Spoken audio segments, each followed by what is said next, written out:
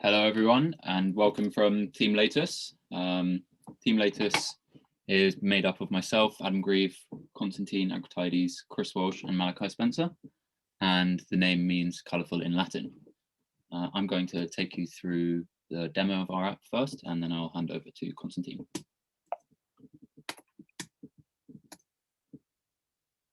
So this is what you're greeted with when you first open the app. And as you see, you press the button at the bottom and have the option to add a photo from camera or gallery. First, we'll add one from the camera. And then when you tap or drag your finger across the screen, you'll get this color picker tool, which will select the color that you've tapped on and blow it out into this box. So I'm just going to drag over the screen to show you that all areas of the screen are able to be selected. And then eventually I will settle on one color and will take us through to the next screen. So I like this kind of orangey color. I'm going to go to the color detail screen now. On the color detail screen, you can see that the name is automatically filled out. That's done with a call to an API. You also have these two sliders, which allow you to adjust certain properties of the colors. If you like the color maybe, but you want to find a similar one, which is more close to what you liked. At the bottom, we also have complementary color, which is the opposite of the color that you selected. And in the bottom right corner, that is the dominant colors of the overall photo. So I'm just going to quickly add a photo from the gallery as well to show you that that's possible. And again, we'll go through the selection. Yeah, I like the color in this amethyst.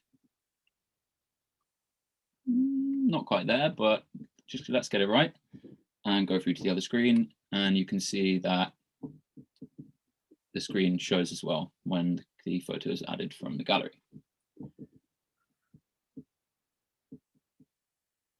Just a bit more playing around with the sliders to give you a feel for the app. And that's that. So I'll pass over to Constantine, who will explain our motivations. Hi everyone from me. So we chose to make Laetus, let's say first of all, because makers will learn how to become web developers, but that's not just it. We'll learn how to become developers in general.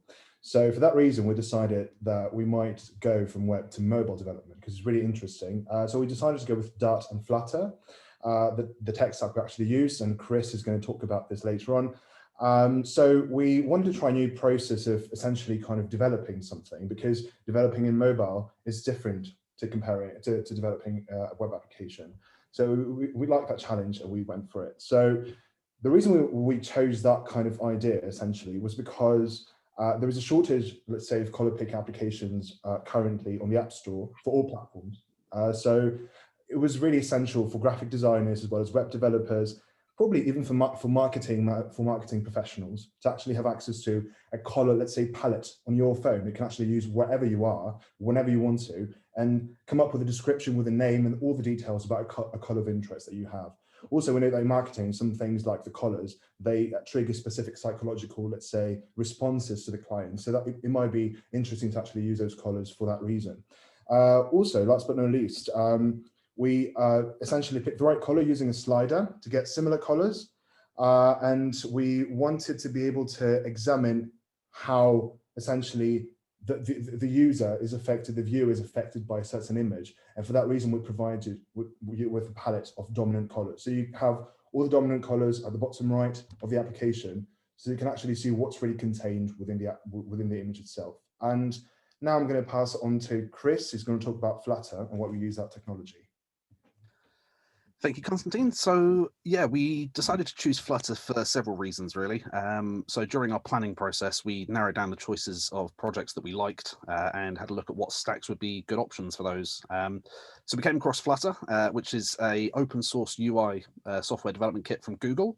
It's pretty new, but the nice thing about it is that it allows you to write in cross-platform apps with a single code base. So it's yeah, quite a bit easier to work with. One of the other key features of it is the hot reload function, which even on a small app like this probably saved us a good couple of hours just in the couple of weeks that we had. But ultimately, we decided to choose it really to kind of push ourselves and see what we could achieve in a couple of weeks, trying to get to grips with something entirely new to us. So yeah, I'm going to pass on to Malachi to talk about the kind of learning process. So I'll talk about the challenges we faced and how we overcame them. The first one and the most expected was learning the new technologies. None of us had ever made a mobile app. None of us had experience with Flutter or Dart. But yet we had to make an app in these brand new technologies in just 10 days. I mean, we really threw ourselves in at the deep end. So our strategy to scale this mountainous learning curve was simple, really. Perspiration. Every evening after we finished working on our app, we'd go away and we'd carry out our own individual learning, working through online tutorials, online courses, and Flutter's official documentation. And after the first week, that continuous integration of knowledge really started to translate itself into more lines of code in our application in conjunction with a major breakthrough that we had, which brings me on to our second and biggest challenge. So our main feature to isolate a pixel in the image and retrieve its color, we didn't expect this to be easy, but we didn't anticipate how difficult this would turn out to be. We played around with two different ways of doing this, and ultimately we were able to get one of them to work. Thankfully, the one that we were able to integrate involved 30 lines of code. The alternative, which we spent the majority of time trying to integrate, involved 150 lines of code. So we really achieved a major victory with this. And after that, we were really able to push on and implement our other features in a much shorter space of time. But one thing we learned from this challenge is that even if there's a feature that seems simple in theory, never underestimate the difficulty and the complexity involved. We really gained a new appreciation for what developers do. And while there can be a lot of blood, sweat, and tears, I would say in the end, it definitely feels rewarding. Thank you.